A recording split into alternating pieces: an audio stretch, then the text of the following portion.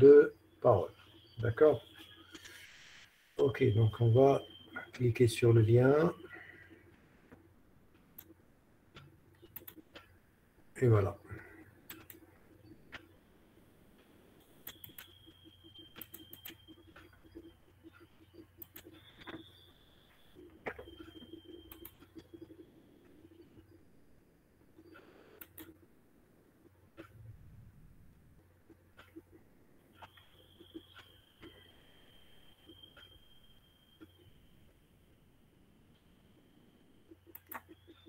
OK, donc comme application, donc j'ai choisi une application sur les signes de parole. C'est des choses que vous connaissez. Puis le signal de parole, vous l'utilisez quand vous parlez, quand vous entendez, vous l'utilisez quand vous parlez au téléphone, vous parlez sur Internet, WhatsApp, etc.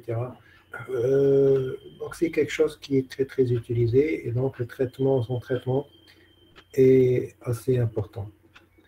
D'abord, on va définir certaines notions. On commence par le signal. Donc, bien entendu, vous allez me dire, bon, c'est des choses que vous connaissez, oui, mais bon. Vous savez, le traitement du signal, c'est une chose, et le traitement du signal de parole, c'en est une autre.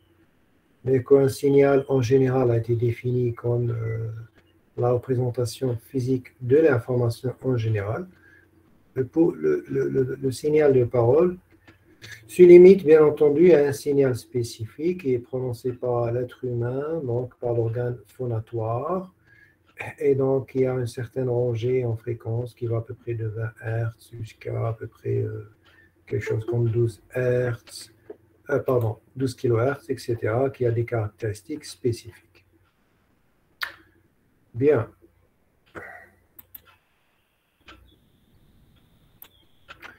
C'est quoi un bruit? Un bruit, on vous dit, c'est tout phénomène perturbateur gênant l'interprétation d'un signal. Alors, dans le cas du signal de parole, le bruit est très très fréquent. Vous êtes en train de parler, il y a un camion qui passe. Donc le camion qui passe devant vous, il va donc générer un bruit qui est assez fort généralement et qui risque de vous gêner pour comprendre ce que dit votre interlocuteur. D'accord? Ça, c'est un type de bruit. Ça pourrait être un type de bruit électrique, un bruit de fond, etc. Alors, traitement du signal, on vous dit que c'est une théorie permettant d'effectuer une description, une modélisation, une analyse des signaux et des systèmes porteurs d'informations. C'est ce que vous avez vu, disons en général, durant ce deuxième semestre. Mais quand on parle de traitement du signal de parole, ça devient un peu différent parce que là, on se limite à des applications bien spécifiques qui sont reliées, bien entendu, au signal de parole. Donc, certaines applications sont beaucoup plus orientées vers le côté expérimental, donc c'est pratique.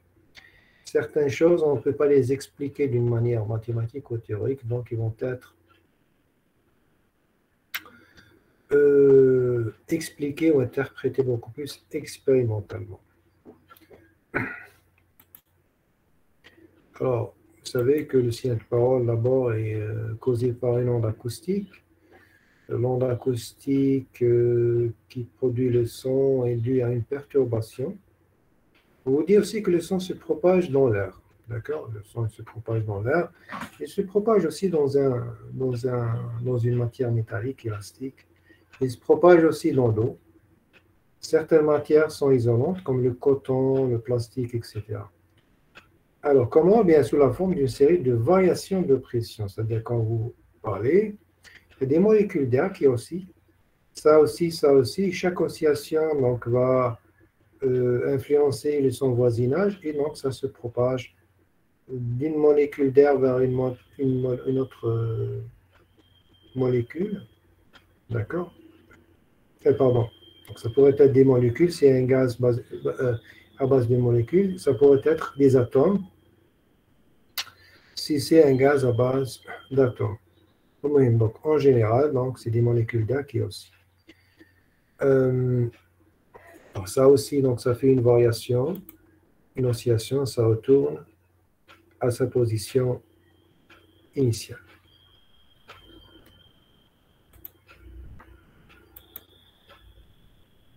Bon, les conditions nécessaires pour qu'il y ait une propagation du son. Donc, d'abord, on vous dit qu'il faut que le milieu soit comment? Élastique, d'accord? Le milieu doit être élastique.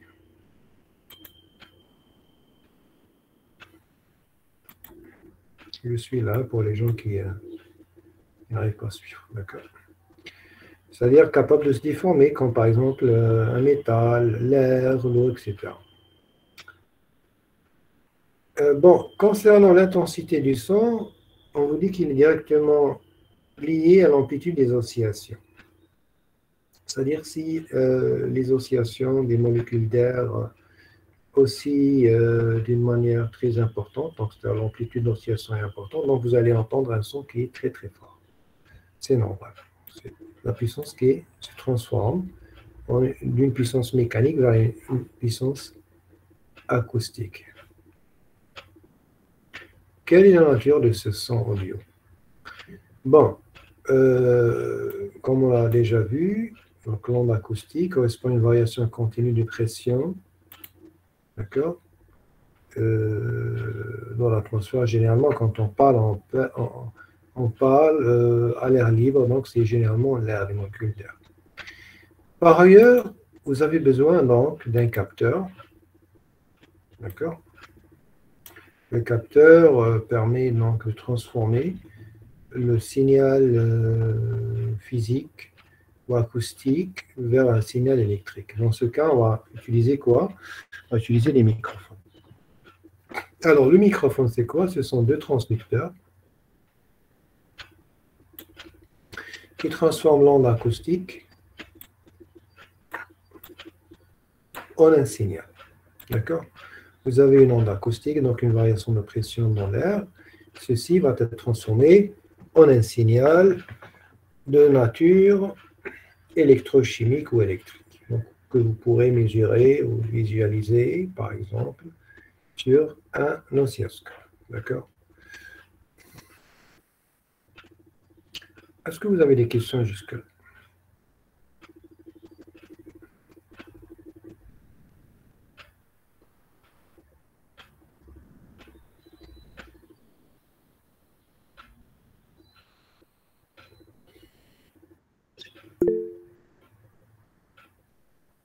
D'accord, donc ça a l'air d'être clair pour tous. Très bien. Bien, donc avant de continuer, donc je voudrais donc vous partager donc un autre slide concernant donc les microphones pour voir un peu comment le microphone donc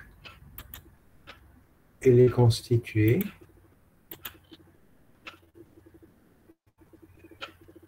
Vous arrivez à voir le partage?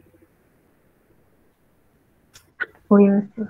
Très bien, donc on va passer donc au microphone. Bon, vous m'excuserez, le document il est en anglais. C'est en fait beaucoup plus un descriptif de la technologie des microphones. Mais peu importe. Là, on va le lire en français, donc vous m'excuserez s'il est en anglais. Bien. Alors, c'est quoi un microphone? Donc, on vous dit que c'est un transducteur. Bon, transducteur, c'est un composant, un système qui convertit l'énergie, par exemple l'énergie acoustique ou mécanique due à l'oscillation de l'air vers une énergie ou un signal électrique. Le signal électrique, donc, il va être capturé par votre carte son, un amplificateur ou n'importe quoi. Vous avez donc des ondes là. Les ondes là, ils vont faire vibrer une membrane, généralement une membrane élastique. Cette membrane élastique va faire bouger donc quelque chose, d'accord, qui à son tour va induire un courant électrique. Bon, quels sont les types de microphones? Vous avez les microphones dynamiques, dynamic microphones. Alors, comment ça fonctionne? Bon, voilà à peu près donc l'allure des microphones, comment ils sont faits. Généralement, donc, vous avez ici un diaphragme, donc c'est la membrane qui vibre. vous avez un aimant, ici, cylindrique, une bobine autour. Alors, la membrane est collée à la bobine, ce qui fait, quand vous parlez en face du microphone, la membrane vibre, et quand elle vibre, elle fait bouger quoi? Elle fait bouger donc la bobine. Et quand la bobine bouge, ça induit un courant électrique aux bornes donc de celle-ci. Et vous avez donc un courant électrique qui va être proportionnel à l'amplitude de votre signal de parole. Ce genre de microphone dynamique, c'est des microphones très très professionnels et donc de précision.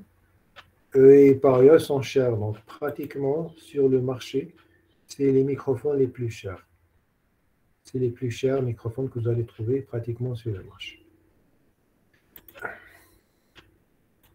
Donc on a de c'est quoi? C'est les microphones dynamiques. Microphones dynamiques. Vous avez un autre type de technologie qui est donc les microphones à condensateur. Donc vous avez toujours cette histoire de membrane là. Et puis la membrane est collée à une plaque métallique. La plaque métallique est espacée d'une autre plaque métallique. Donc ce que ça fait au fait un espèce de condensateur. Et comme la membrane fait bouger cette plaque métallique, donc la distance entre les deux lames va changer et donc la valeur de la capacité du condensateur va changer. Donc automatiquement, le courant qui va être induit donc au bord du condensateur, ça va être un courant en fonction de votre signal de parole. D'accord? C'est comme ça que ça marche. Donc c'est ce qu'on appelle les microphones à condensateur. Généralement, ils ne sont pas chers, ces microphones. Vous avez aussi les microphones à ruban. D'accord? Les microphones à ruban, bon, vous avez une sorte d'aimant ici. À l'intérieur, vous avez un ruban de cette manière, de cette forme. Oui, les deux extrémités sont reliées avec par exemple, le fil de cuivre. Quand vous parlez, ça fait une vibration, donc ce ruban-là vibre. Et en changeant de position, qu'est-ce qu'il fait? Il va augmenter, diminuer donc, le courant.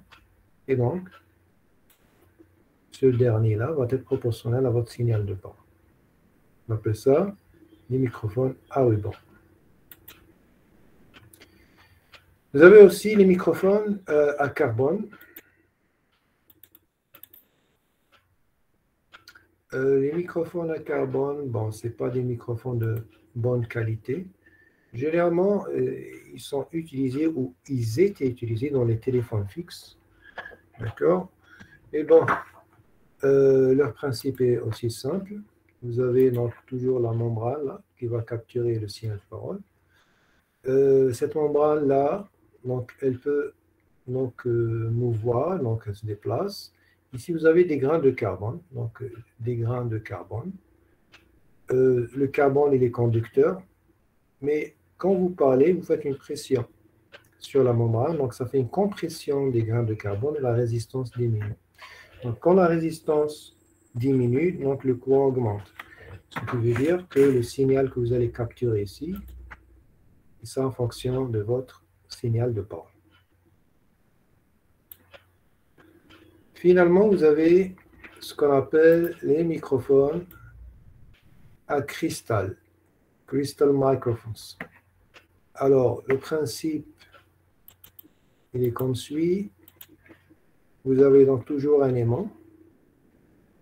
Pardon, non, il n'y a pas d'aimant, excusez-moi. C'est juste un support là, qui est en C inversé. Vous avez le diaphragme qui est comme ça, conique, qui va capturer une grande partie de votre souffle quand vous parlez. Avec la pression de l'air, qu'est-ce qu'elle va faire? Elle va faire une pression sur ce petit ligament-là, ce petit morceau-là, qui est vertical. Le problème, enfin, pas le problème, mais la caractéristique de ce petit morceau vertical, c'est c'est un cristal.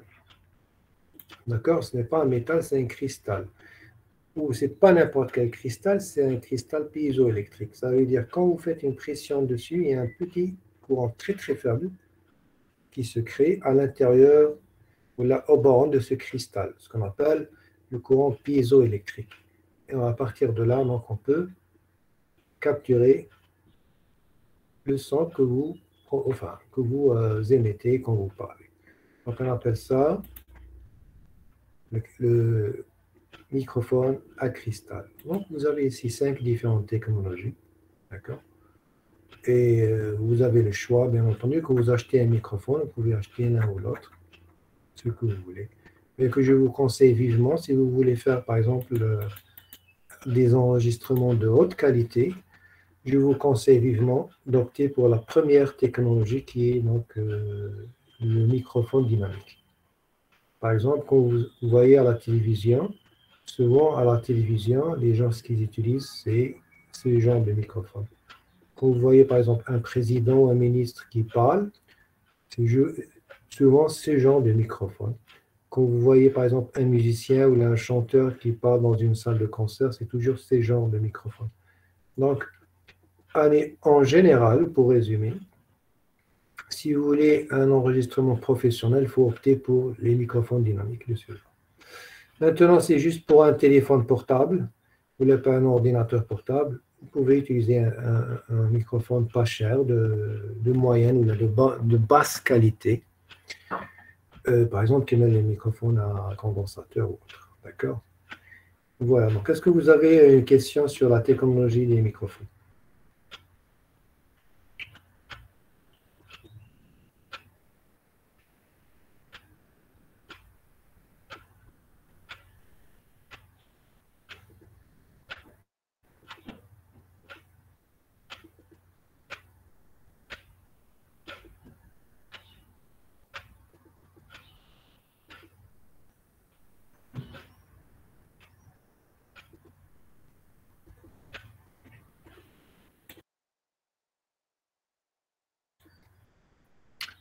Alors, si c'est clair pour tout le monde, donc on va revenir à notre dernier cours.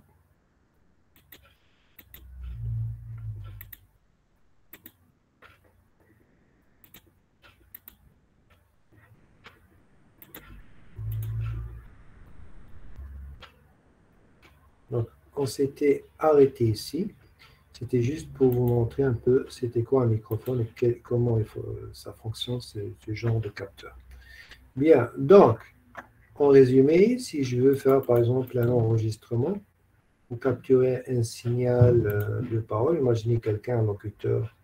Ah, j'ai une question, excusez-moi, je n'ai pas vu la question. C'est quoi le diaphragme? Le diaphragme, c'est juste donc une membrane élastique. Ça pourrait être du carton, ça pourrait être une membrane, n'importe quelle membrane élastique, carton, plastique ou métal, ça pourrait être de l'aluminium, d'accord? Quelque chose qui est très très fine, qui vibre. C'est tout. Voilà, donc on revient au cours. Donc si je veux faire une acquisition, cette acquisition, donc vous avez un microphone qui va être dirigé vers vous, d'accord, qui parlez. Et puis, à la sortie du microphone, vous avez donc le signal électrique qui est engendré et donc qui pourrait être mesuré par un oscilloscope ou tout autre appareil. C'est un signal comment? Analogique, bien entendu, ce n'est pas un signal numérique.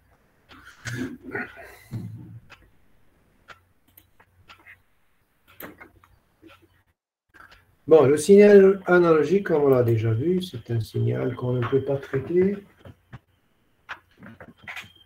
parce qu'on ne sait pas le faire sur un ordinateur numérique. On ne sait pas traiter des signaux analogiques. Donc, on est obligé de passer vers donc, le signal numérique. Vous allez me dire qu'on a vu déjà l'échantillonnage. Oui, vous avez déjà vu le traitement de signal. Mais le traitement de signal parole, c'est un peu assez spécifique. Et il y a certaines choses qui sont spécifiques aussi à ce domaine de recherche. Donc l'échantillonnage est fait pour pouvoir présenter un son sur un ordinateur. Donc, il faut arriver à le convertir en valeur numérique, vous savez. Donc, il y a ce qu'on appelle l'échantillonnage, ou plutôt la discrétisation, tant ça s'appelle l'échantillonnage. La discrétisation en amplitude, ça s'appelle comment? Rappelez-moi, quand on discrétise l'axe des amplitudes, on appelle ça comment?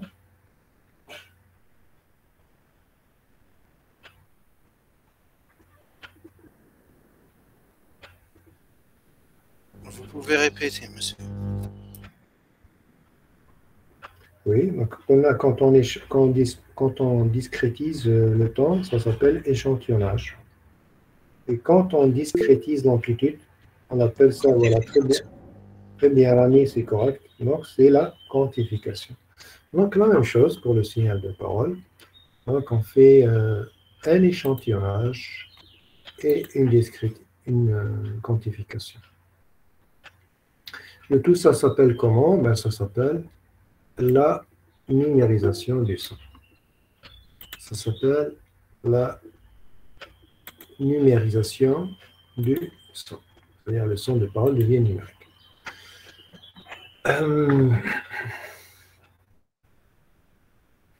Bon, la fréquence, vous savez que c'est en Hertz. Bon, voici quelques exemples de taux d'échantillonnage et de qualité associée. Donc, vous avez la qualité CD qui est à 44 kHz. Vous avez la qualité radio qui est à 22 kHz. Et la qualité téléphonique qui est à 8 kHz. Ça veut dire quoi? Ça, c'est quoi? Ça, c'est un gros 8 kHz. C'est quoi? C'est FE, d'accord? C'est la fréquence d'échantillonnage. Pour qu'on soit clair. Comme par exemple la qualité téléphonique. Ça veut dire qu'on fait un échantillonnage pendant une fréquence de 8 kHz. Est-ce que c'est clair?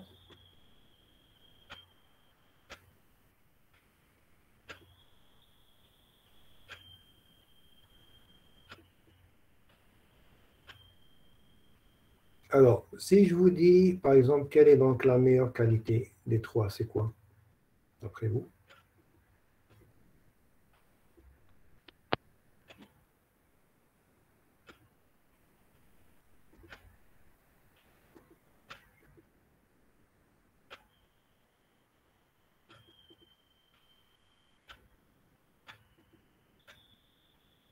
Donc, je répète, quelle est la meilleure qualité parmi ces trois? Oui, c'est correct. Abdallah Ouf, c'est correct. Rafir, c'est correct. Yes. Ouf, Neila, oui. Effectivement, quand on augmente la qualité la fréquence d'échantillonnage, on augmente la qualité, bien entendu. Bien, on continue. Bon, la valeur du taux d'échantillonnage pour un CD audio, par exemple, audio qui n'est pas, c'est pas quelque chose qui est venu comme ça. Donc, elle découle de quoi? Elle découle du théorème de Shannon. Et on vous dit, donc, par exemple, dans le théorème de Shannon, que la fréquence d'échantillonnage, qu'est-ce qu'elle fait? Qu'est-ce qu'elle a? Je laisse la fréquence d'échantillonnage, rappelez-moi. Oui, voilà. Pas de FE, de F max. Voilà, ouf. Non, non, d'accord. C'est 2F max. La fréquence d'échantillonnage doit être supérieure ou égale à 2F. Donc, si vous respectez ça, il n'y a pas de problème. Bien, on vous dit aussi que notre oreille perçoit les sons environ jusqu'à 20 kHz. Il faut donc une fréquence d'échantillonnage au moins de l'ordre de 40 kg pour obtenir une bonne qualité. D'ailleurs, par ailleurs, pardon, il existe un nombre de fréquences d'échantillonnage normalisées qui sont par exemple 32 kg pour la radio FM, 44 kg pour l'audio professionnel compact disque. Vous avez les 48 kHz pour les enregistrements de type DAT, etc. D'accord? Et là, vous voyez un peu la différence entre le traitement de signal que vous avez l'habitude de voir et le traitement du signal de parole. Vous voyez, quand on passe d'un modèle mathématique vers un modèle réel, c'est sur une application réelle, il y a beaucoup de choses qui deviennent un peu spécifiques au domaine. Pas de questions?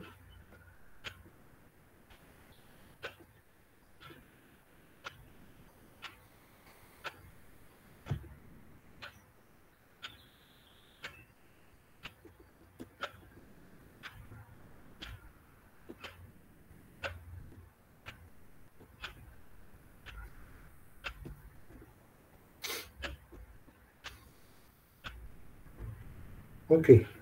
Donc, on passe à la suite. Représentation informatique du son, ça c'est en fait c'est la numérisation. Donc c'est comme le cas des signaux échantillonnés qu'on a déjà vu. Donc vous avez une quantification ici. Donc pardon, une discrétisation de l'axe des temps, ce qui fait donc on appelle ça donc l'échantillonnage. Ok. Vous avez donc aussi une discrétisation de l'axe des amplitudes et on appelle ça quoi? On appelle ça une quantification. Et les deux donc vous donnent donc une numérisation du signal. Bon, on a dit que la numérisation était nécessaire parce que les ordinateurs travaillent en numérique, ça c'est clair. Bon, maintenant on va voir ce que ça va donner, qu'est-ce qu'on peut obtenir avec 8 bits, qu'est-ce qu'on peut obtenir avec 16 bits. On vous dit qu'avec 8 bits, on peut aller jusqu'à 2 puissance 8 possibilités de valeur d'amplitude. C'est-à-dire l'amplitude, elle peut aller jusqu'à 256 quoi 256 volts, 256 millivolts, quoi. Alors,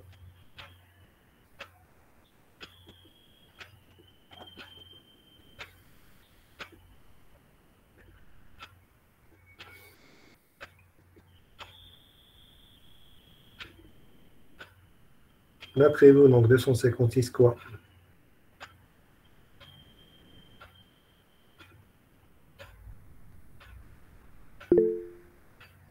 Très bien, c'est des niveaux de quantification. Donc, quand on dit 256, ce n'est pas des volts ou des unités de mesure, c'est 256 niveaux. D'accord? Ça pourrait être 256 volts, ça pourrait être 256 millivolts, ça peut être 1 volt, ça peut être 2 volts, ça peut être n'importe quoi. Donc, le moyen, c'est que vous sachiez que quand on a 8 bits, on peut diviser l'amplitude en 256 niveaux. Voilà, graduation. Maintenant, si on a 16 bits, on peut avoir combien? 2 puissance 16. Ça fait quelque chose comme 65 000 et quelques niveaux. Donc, d'après vous, quelle est la meilleure façon de quantifier? Avec 8 ou bien avec 16?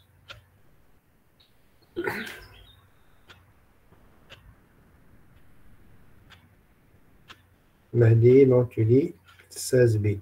À ouf, tu dis 16 bits. En fait, ça dépend.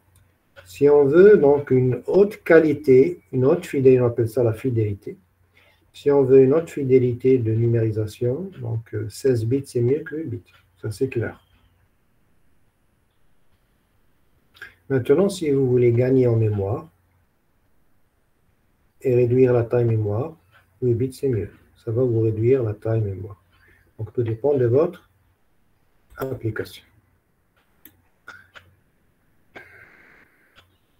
On va voir aussi un autre point qui est donc la stéréophonie. On parle de signal stéréo quand on a deux signaux, donc un à droite et un à gauche. Par exemple, dans une voiture, vous avez donc généralement, si les haut-parleurs sont dans les portières de la voiture, donc vous avez un dans la portière droite et un autre dans la portière gauche. D'accord? Les microphones aussi, vous avez deux microphones, donc un microphone à droite et un microphone à gauche. Donc quand vous avez deux microphones ou bien vous avez deux haut-parleurs, on dit que le signal il est comment?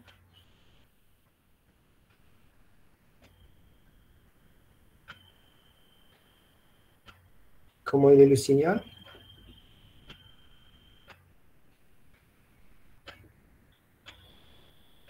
Stéréo, très bien. Et quand on a un seul microphone, ou bien un seul haut-parleur, on parle de signal mono. Donc monophonique ou stéréophonique. D'accord? Bon, je viens de voir une question là dans le chat. Nina Zahra qui dit on divise l'amplitude. Oui, bien sûr. Dans le cas de la quantification, oui, c'est ça. Vous divisez la valeur maximale de l'amplitude par le nombre de niveaux. Donc, on revient donc à la stéréophonie. Donc, un son est représenté informatiquement par plusieurs paramètres qui sont la fréquence d'échantillonnage, le nombre de bits d'un seul échantillon et ce que vous venez d'apprendre aujourd'hui, le nombre de voix. C'est-à-dire, une seule voix, c'est du mono. Deux voix, c'est de la stéréo, etc. D'accord? Dans la majorité des cas, généralement, on traite des signaux stéréophoniques.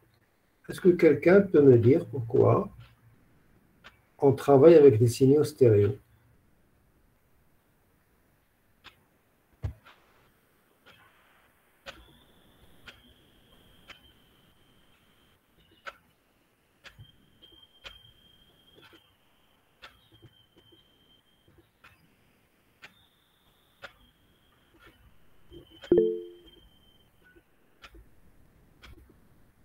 Alors, Rami, tu dis deux voix. Oui, d'accord, mais pourquoi? Pourquoi stéréo? Pourquoi on a deux? Rafik Zakaria, Gwikni, c'est une très bonne réponse. Je suis un peu décomposé. Genre. Voilà. Donc, parce que nous avons deux oreilles. C'est très, très important.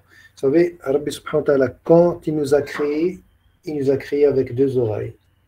Est-ce que ça marcherait si on avait une seule oreille? Oui. Vous allez écouter, mais vous allez avoir un problème. D'accord? Si vous avez, par exemple, vous n'avez pas deux oreilles, vous en avez seulement une, vous allez avoir, quel problème vous allez avoir? D'abord, sans compter du problème médical, on ne va pas en parler de ce qu'on appelle la tenue d'équilibre. Vous savez que à l'intérieur des deux oreilles, il y a un liquide. Le liquide, là, il est relié donc, à votre système nerveux qui vous permet de vous tenir debout. Donc, il y a tout un système computationnel qui travaille en temps réel avec le cerveau et vous dit est-ce que vous êtes penché à droite, penché à gauche pour vous permettre de vous tenir en équilibre. Sans ça, vous ne pourrez jamais vous mettre debout. D'accord? Mais on ne parle pas de ça. Ce n'est pas ça notre but. Donc, le fait d'avoir deux oreilles, c'est d'avoir la possibilité de détecter la direction d'où vient le son. C'est-à-dire, si vous avez les yeux fermés, il y a quelqu'un qui vous appelle, vous pouvez savoir s'il vous appelle à droite. Et si cette personne est à gauche, ou bien il est au milieu, bien légèrement à 30 degrés, 40 degrés à droite, etc. D'accord? Donc, c'est une façon de détecter aussi la direction d'où vient le son. Donc, ce qu'on appelle source detection, la détection de source. Et donc, les chercheurs se sont inspirés un peu à ça et ils ont dit qu'effectivement, quand on a un signal stéréo, ça marche beaucoup mieux. On arrive à mieux percevoir l'aspect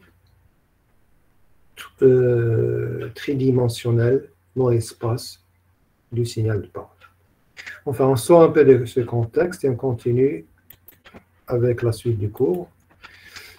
Alors, la présentation analogique numérique, ça, on l'a déjà vu dans l'échantillonnage, donc ce n'est pas la peine de répéter. Donc, vous avez votre signal continu, une discrétisation en temps, et à l'amplitude va vous donner le signal qui est là. Donc, c'est le signal numérique. D'accord? Cela se passe de la même manière pour les signaux de parole. Alors, la transformée de Fourier aussi, c'est la même chose. Donc, les mêmes formules qui sont utilisées en traitement de signal général sont utilisées pour calculer la transformée de Fourier d'un signal de parole. Donc, c'est les mêmes formules. Il n'y a pas de raison pour changer de formule. D'accord? La formule classique.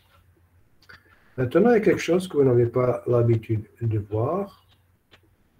Quelque chose que vous n'avez pas l'habitude de voir, c'est le spectrogramme.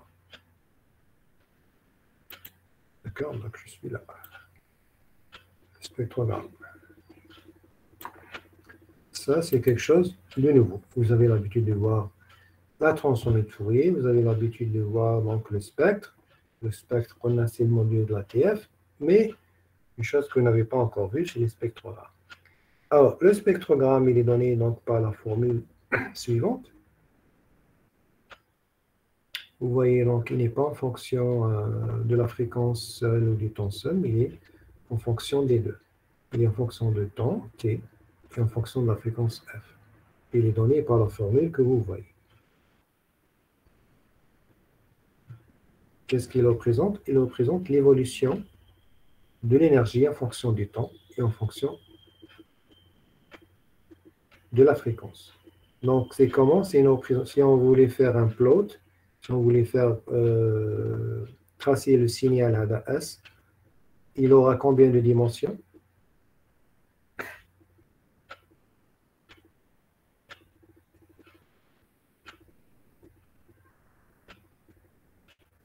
Donc, d'après vous, la dimension de ce signal S est combien?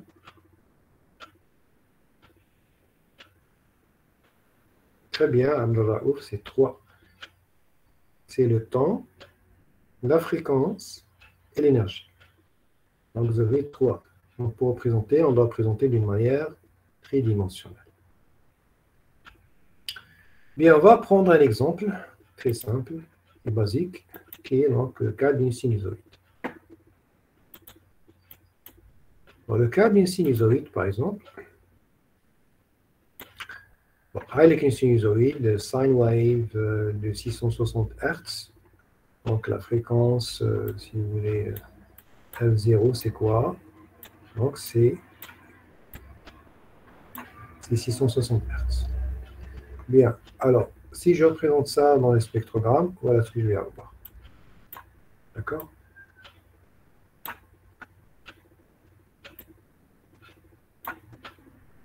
Allez, la représentation du spectrogramme pour une sinusoïde. Vous allez me dire, on voit juste une ligne horizontale. Et je vais vous dire que le spectrogramme n'est pas fait pour représenter les sinusoïdes. C'est juste pour voir un touma à peu près. Donc, l'axe des temps, c'est quoi? Pardon, l'axe des x, c'est quoi? C'est le temps. Donc, vous pouvez le voir. Time. L'axe des y, c'est quoi? C'est la fréquence, frequency. D'accord? Et vous avez une ligne horizontale. Pourquoi? Parce que la sinusoïde a une fréquence fixe. Quelles sont les fréquences par une sinusoïde? Prenons le cas Tahali, à 660 Hz. Quelles sont les fréquences Tahali?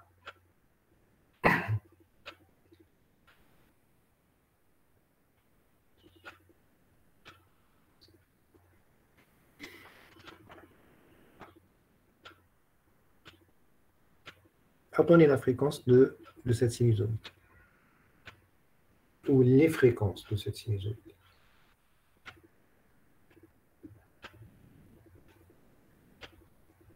Voilà, très bien, c'est 660 Hz. Donc il y a combien de fréquences? Une seule. C'est pour ça que vous avez, très bien, vous avez une seule ligne horizontale. Ça n'a pas d'intérêt dans le cas de la sinusoïde, mais vous allez voir que pour un signal de parole, c'est important. Bien. Donc on revient sur le turn channel, bien qu'on en a déjà parlé. Donc on a dit que pour qu'il y ait plutôt un bon échantillonnage, il faut respecter donc la condition de fréquence, de choisir une fréquence d'échantillonnage supérieure ou égale au double de la fréquence maximale de votre signal. C'est-à-dire, le cas par exemple du signal de parole. Le signal de parole, quand vous parlez pour une personne normale, adulte, donc généralement, la fréquence maximale, c'est à peu près 12 kHz. La fréquence maximale pour un être humain, j'ai environ, c'est 12 kHz. Donc, quelle est la fréquence d'échantillonnage qu'on doit choisir?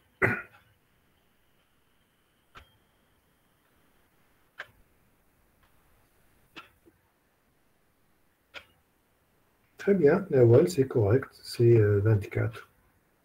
24 kHz. Là, oui. À Nice, très bien. Donc, c'est 24 kHz, parce que 24, c'est 2 fois 12. Et voilà, oui, supérieur ou égal à 24, il n'y a pas de problème. Tu prends 24, c'est bon, tu prends 25, c'est bon, tu prends 30, c'est bon, il n'y a pas de problème. D'accord? Donc, vous voyez que entre le traitement de signal en général, le traitement de signal de parole, il y a des choses qui sont très spécifiques là, et que ça devient beaucoup plus expérimental. Là, on perd un peu l'aspect de la théorie. La théorie, c'est bien pour avoir des modèles, mais quand on passe à des applications réelles, il faudra aussi prendre en compte donc, l'expérience et le côté expérimental. D'où l'intérêt donc de descendre un peu dans le côté pratique. Bon, je pense que c'est tout ce qu'il y avait à dire dans ce chapitre-là. On a clôturé le chapitre. Nous avons clôturé ce chapitre. C'est un chapitre, petit chapitre, hein, c'est un petit chapitre d'application. Il n'y a pas beaucoup de formules, c'est juste pour vous montrer, pour vous ouvrir un peu l'horizon vers de nouvelles applications. Est-ce que vous avez des questions?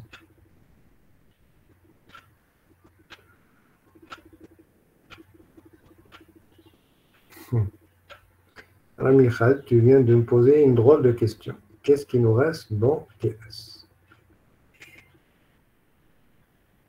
Alors, Amina Zahra, vous dites oui. Alors, oui, qu'est-ce que ça veut dire? Moi, je vais essayer de répondre un peu partout. Oui, qu'est-ce que ça veut dire? Je ne sais pas ce que ça veut dire, oui. Rami Khaled, Oui, il y a des questions. Ah, vous avez des questions. Ah, elles sont les bienvenues, vos questions. Rami Khaled, tu dis comme chapitre. Oui, tu veux dire combien de chapitres, monsieur? Ah, combien de chapitres? Ah, là, c'est le chapitre 8. Ça, c'est le chapitre 8. Monsieur, Si tu veux parler, vas-y, tfadal. monsieur, ça sera le dernier chapitre. Allez, je vais vous dire une chose. Allez, je vous ai terminé le programme, ça fait une semaine. Ça fait une semaine que j'ai terminé tout le programme. Donc, j'ai rajouté à l'application du traitement de signal sur les signaux de parole. Je suis comme une idée comment ça marche réellement. Donc, ça, c'est une bonne chose pour vous. Mais le programme a été terminé. Bien, monsieur, pour pouvoir assimiler ce module. Bien sûr, bien sûr. Alors, Merci, monsieur. Donc, j'ai répondu à celui qui m'a posé ce matin. Monsieur, donc les prochaines séances, ça sera des séances de révision. Inch'Allah, on va voir ce qu'on va faire après. Il y a Rami Khaled. Il m'a posé la question suivante. Qu'est-ce qui nous reste dans TS? Voilà. Rami, je pense avoir répondu. Est-ce que c'est bon pour toi ou là tu as d'autres questions?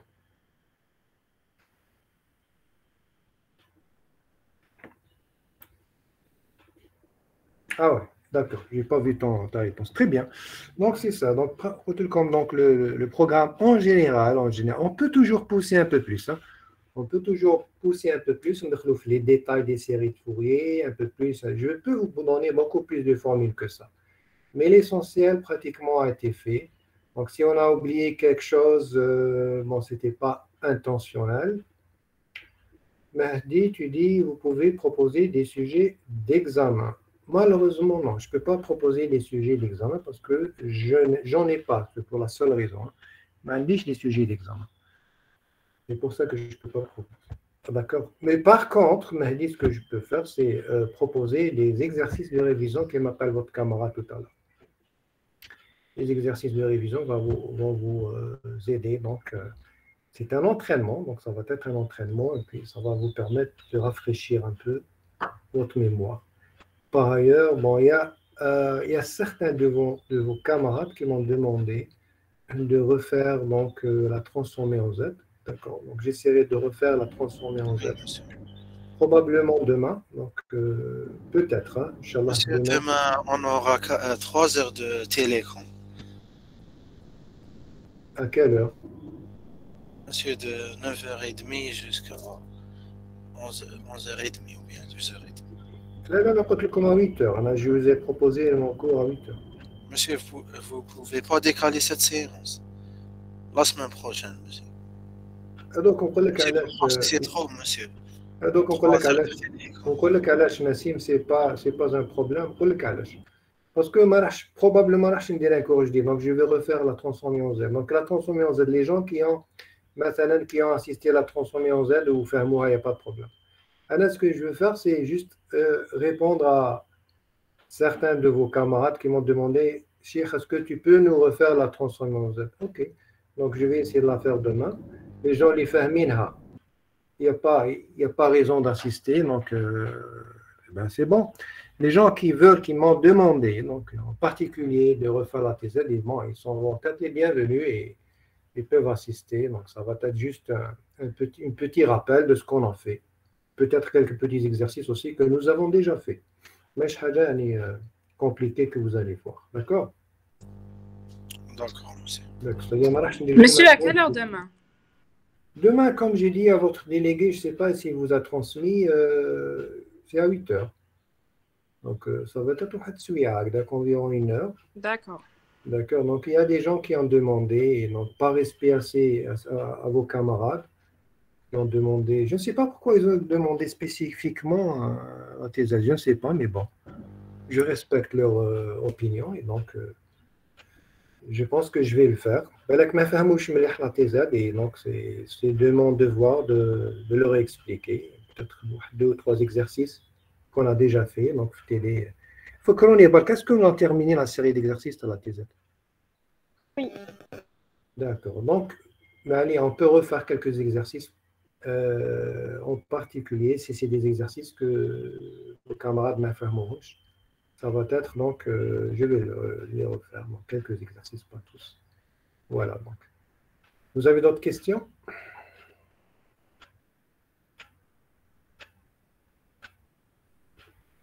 Non, monsieur.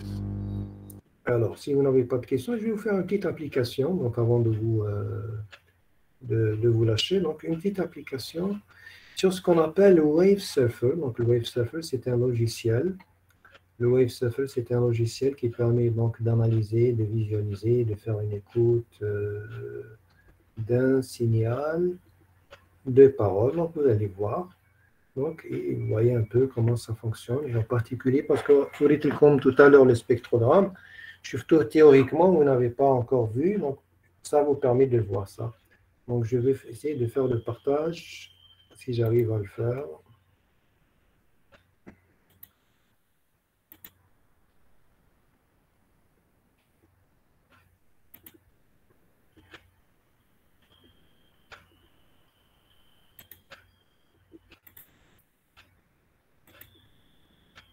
Voilà.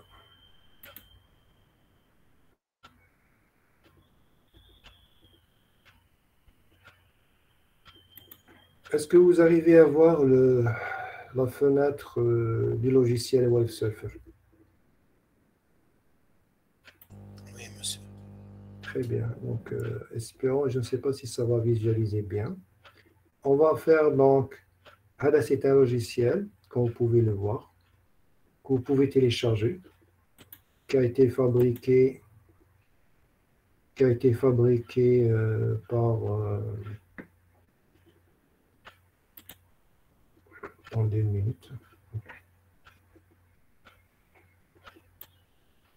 Alors, très bien. Donc, c'est un logiciel qui a été fabriqué, conçu par un laboratoire, je crois, suédois, donc de traitement de la parole dans une université européenne, et qui est mis à la disposition des chercheurs et des étudiants qui veulent l'utiliser. D'accord. Comment on peut l'utiliser? Il suffit donc de faire, par exemple, vous avez File, Edit, Transform, View, Add. Là, qu'est-ce qu'on va faire? On va ouvrir. D'accord, on va ouvrir un signal de parole. Vous faites Open ici. Donc, vous aurez un signal de parole qui va s'ouvrir. D'accord? Un signal de parole qui va s'ouvrir avec. Et il vous pose la question comment vous voulez l'ouvrir. On va cliquer sur Demonstration. OK. Voilà. Voilà donc. Est-ce que vous arrivez à voir le signal de parole? Oui. Oui, monsieur. Très bien. Bien. Le signal de parole, il est là. Qu'est-ce qu'il y a d'autre? Vous pouvez visualiser. D'abord, bon, on va aller doucement.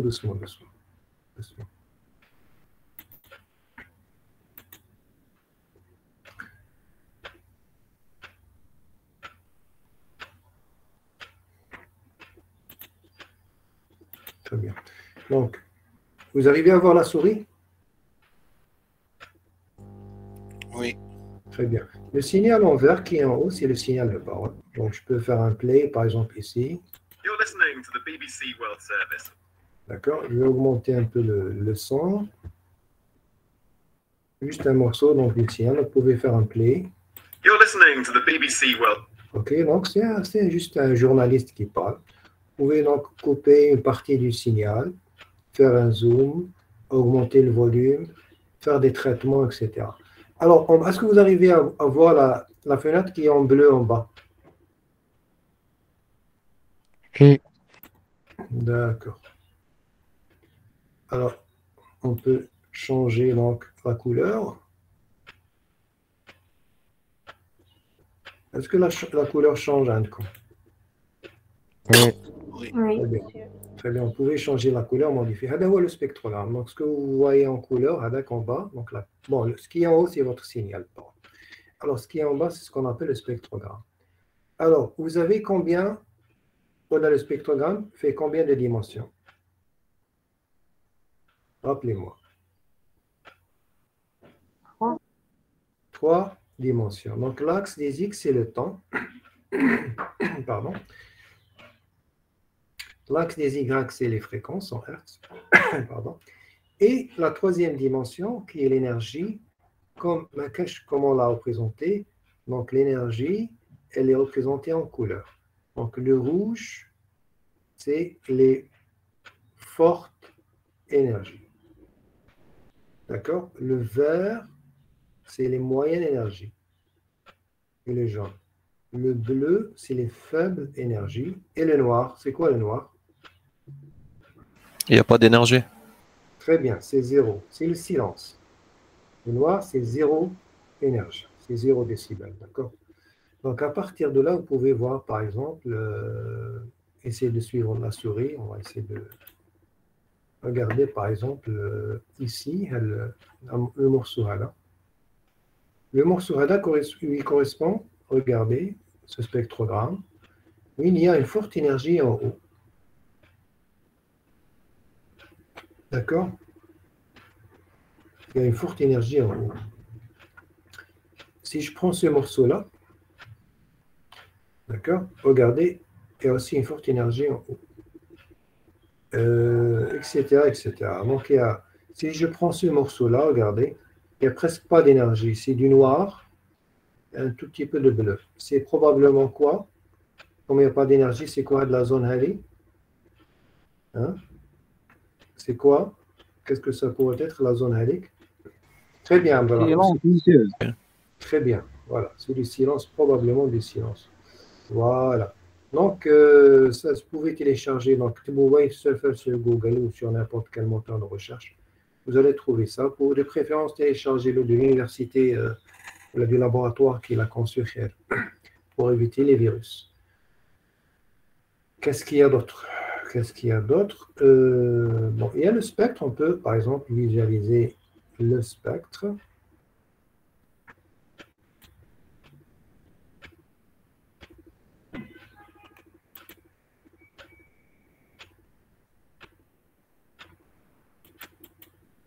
Attendez.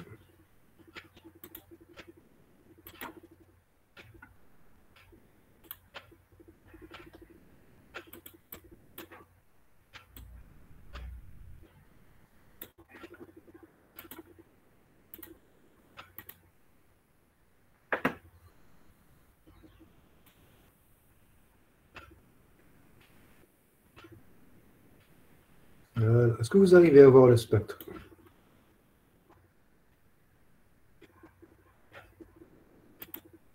Vous voyez le spectre? La fenêtre fait le spectre du signal? Très bien. Donc, vous avez ici, l'axe des X, c'est quoi? C'est les fréquences. L'axe des Y, c'est l'énergie en décibels. D'accord? Et vous avez donc les droites qui bougent quand vous bougez votre souris. Je vous donne donc la valeur. En bas, tout à fait en bas, vous avez la fréquence. Par exemple, ici, c'est 3278 Hz et une amplitude de moins 75,7 décibels.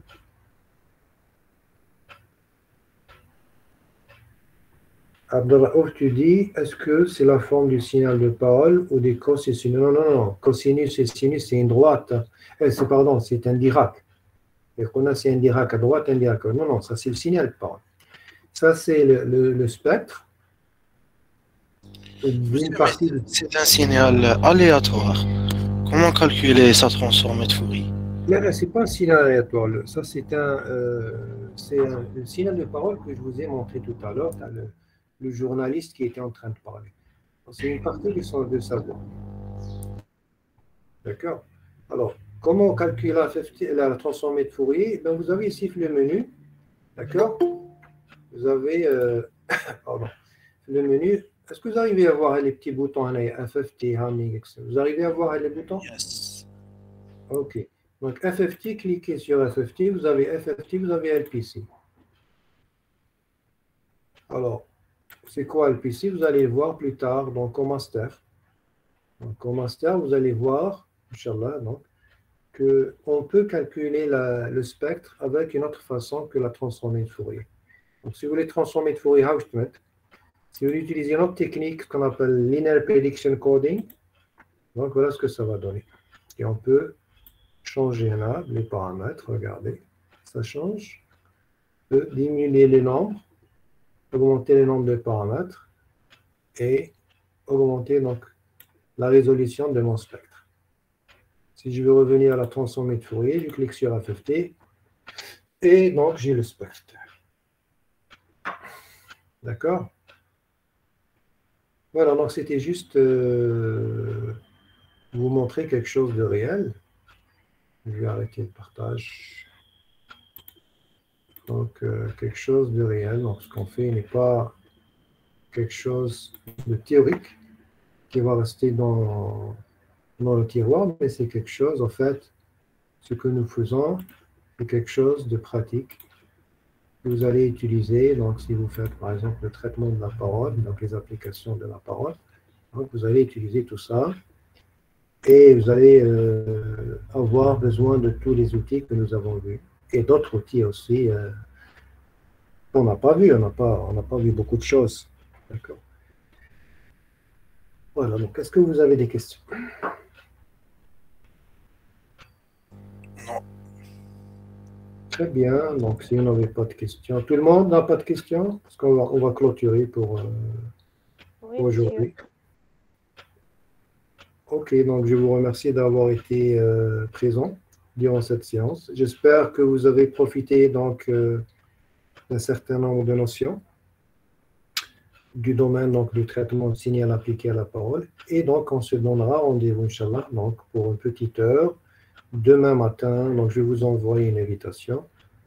Et probablement, ça va être donc dans le contexte de la transformée en Z. Donc, une répétition pour les gens qui ont eu des lacunes dans ce chapitre. Voilà. Inch'Allah. Merci. Bonne journée.